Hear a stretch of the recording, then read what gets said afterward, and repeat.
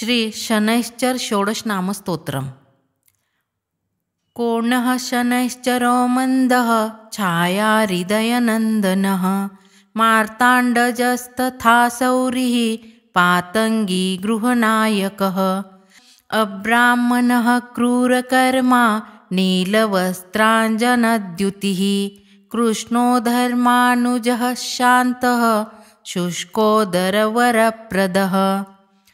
षोडशैतानि नामानि यः पठेच्च दिने दिने, विषमस्थोऽपि भगवान् सुप्रीतस्तस्य जायते। इति श्री शनैश्चर षोडशनामस्तोत्रम्।